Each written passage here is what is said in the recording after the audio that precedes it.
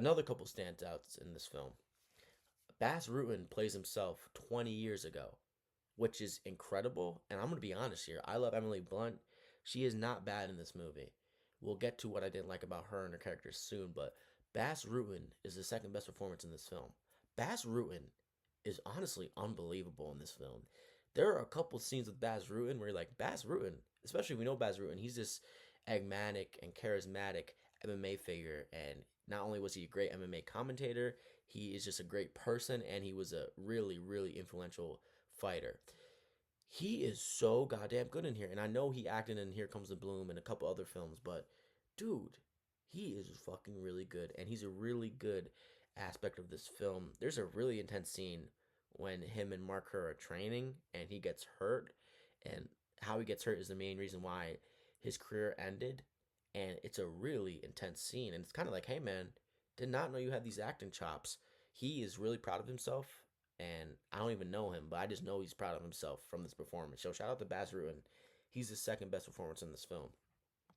I also did like, despite me having problems ultimately with the performances, I did like the casting. Like Benny Safdie and company casted Alexander Usyk as Igor Vovchanchyn, one of the most influential and dangerous strikers of all time, especially in Pride.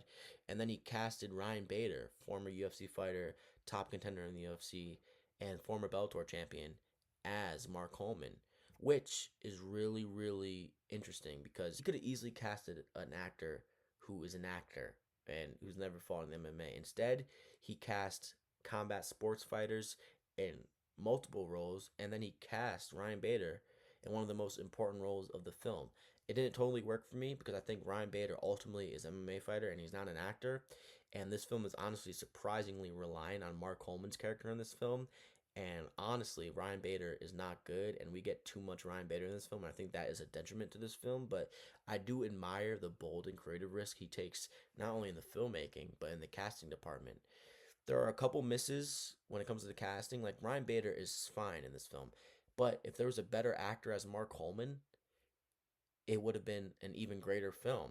But at the same time, who can portray MMA fighter physically more realistic than Ryan Bader or an MMA fighter? So it's really a rock and a hard place. But in my opinion, Ryan Bader is fine in this movie, but he is not a good enough actor to be having that much screen time. And surprisingly, he has a lot.